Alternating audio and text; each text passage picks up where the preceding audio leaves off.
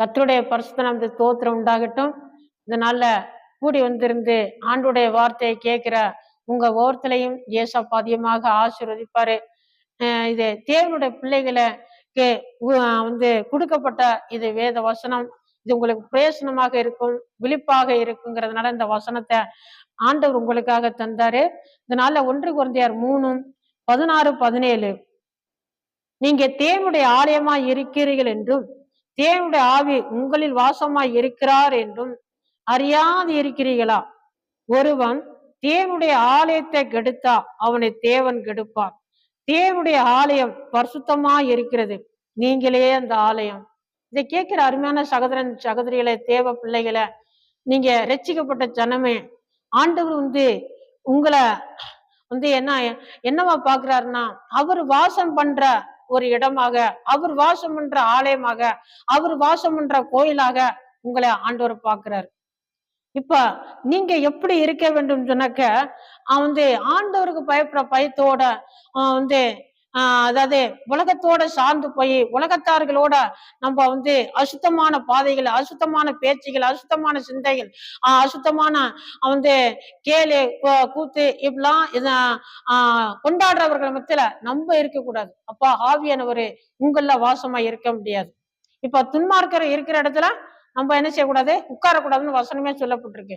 நம்ம அங்க போயிட்டு உட்கார்ந்துக்கிட்டு அவங்களோட நம்மளும் சேர்ந்து கூத்தாட்டணும்னு சொன்னாக்க ஆண்டவர் பிரியமாக இருக்க மாட்டார். இப்ப பாருங்க, இந்த பொங்கலுக்கு பாருங்க, எத்தனை கிறிஸ்தவர்கள் ரசிக்கப்பட்ட ஞானசானம் எடுத்தவங்கிற உறவுகள்லாம் எல்லாம் பொங்கலோட எல்லாரோட சேர்ந்து கொண்டாடிக்கிட்டு எல்லாம் மாடு பார்க்கறதும் எல்லாரோட சேர்ந்து கொண்டாடுறது, இது ஆண்டவருக்கு பிரியம் இல்லாதது.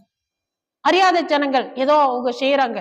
அவங்க மத்தியில நீ அறிந்த பிள்ளை, நீ தேவனுடைய ஆலயமா இருக்கிற, உன்னில ஆண்டவர் வாசமா இருக்கிற, நீங்க அந்த இடத்துல போறது, இப்படிப்பட்ட காரியங்களை செய்யறது கெட்ட பழக்க வழக்கம். இன்னைக்கு தேவனுடைய ஆலயமா இருக்குது, ரட்சிக்கப்பட்ட ஜனங்கள் ஆண்டவரை ஏற்றுக்கொண்ட ஜனங்கள் என்ன செய்யறாங்க, குடிக்கிறாங்க, வெறிக்கிறாங்க, கெட்ட பழக்க வழக்கங்கள், அசுத்தமா நடக்கிறவர்களோட ஐக்கியம் இவங்க செய்யாட்டி இன்னும் அந்த அதிகாரத்தை பார்த்தோம்னு சொன்னாக்க என்ன எப்படி சொல்லியிருக்குன்னா, இது அதுல 4வது அதிகாரத்துல எல்லாம் சொல்லப்பட்டிருக்குது, வேசிகளோட வேசித்தனம் பண்றது, அசுத்தமா பண்றது இப்படிலாம் சொல்லப்பட்டிருக்குது. இப்ப இப்படி செய்யறவர்களோட நம்ம என்ன செய்யக்கூடாது, ஒத்து போக கூடாது. பாருங்க, அதே 19வது வசனம்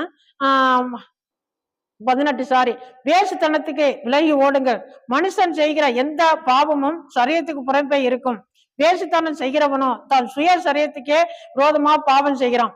உங்க சரீரமானது நீங்க தேவனாலே பெற்று உங்களை தங்கியும் இருக்கிற பரிசுத்த ஆவியினுடைய ஆலயமா இருக்கிறது என்று நீங்க உங்களுடையவர்கள் அல்லவென்று அறிகிறீங்களா அப்படின்னு வசனம் சொல்லப்பட்டிருக்கு.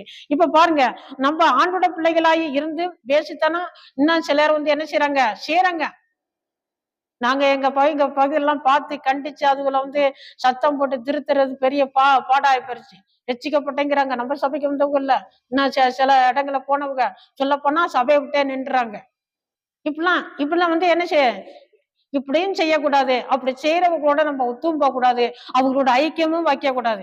இப்ப பாருங்க, உங்கள் சரீரமானது நீங்க தேவனாலே பெற்று உங்களில் தங்கி இருக்கிற பரிசுத்த ஆவியினுடைய ஆலயமா இருக்கிறது என்று வசனம் சொல்லப்பட்டிருக்கு. ஆண்டவர் தங்கி இருக்கிறாராம். அந்த ஆலயத்தை கெடுக்கும் பொழுது அந்த பரிசுத்த ஆவியானவர் துக்கப்பட்டு வெளியில போவாரு. அடுத்து உங்களுக்கு கேடுதான். அந்த சரீரத்துக்கும் அந்த உடம்புக்கு எல்லாத்துக்குமே என்ன செய்ய சரியான கேடு. ஆண்டவரை கெடுப்பேனே சொல்றாரு வசனம். இப்படிலாம் சொல்லப்பட்டிருக்குது. இதை கேட்கிற அருமையான சகோதர சகோதரியில, இது சபைக்கு உள்ள வார்த்தை, விசுவாசிகளுக்கு உள்ள வார்த்தை. நீங்க யாரா இருந்தாலும் ஆண்டவர் அறிந்தவர்கள், உங்க சரீரத்தை கெடுத்து கொள்ள கூடாது. ஆண்டவர் வாசம் பண்ற இடம். நான் பரிசுத்தர், நீங்களும் பரிசுத்தமா இருங்கன்னு ஆண்டவர் சொல்லியிருக்காரு. ரட்சிக்கப்பட்ட ஜனமே, ஆண்டவர் அறிந்த ஜனமே, பாவத்துக்கு விலகி ஓடணும், வேசுத்தனத்துக்கு விலகி ஓடணும், வேசுத்தனம் பண்றவர்கிட்ட விலகி ஓடணும். உங்க ஆலயத்தை சரீரத்தை ஆண்டவரை வாசம் பண்ற அந்த ஆலயத்தை நீங்க பரிசுத்தமா தேவ பயத்தோட நீங்க நடந்து கொள்ளணும். கெட்ட பழக்க வழக்கங்களுக்கு, சினிமாவுக்கு, சிகரெட்டுக்கு, குடிக்கு, வெறிக்கெல்லாம் விட்டே கொடுக்க கூடாது. ஏன்? ஆண்டவர் வாசம் பண்ற இடம் ஆலயம். நீங்க ஆலயமா இருக்கிறீங்க. இப்படிலாம் இருந்துகிட்டு பரலோகம் போயிடும்னு நினைச்சிடாதீங்க. ஆண்டவர் விடவே மாட்டாரு. அதனால தேவ பயத்தோட வசனம்லாம் அப்படி சொல்லப்பட்டிருக்குது. ஆண்டவர் பயந்து வாழுங்க. ஏசப்பா உங்களை ஆசீர்வதிப்பார். ஆமென்.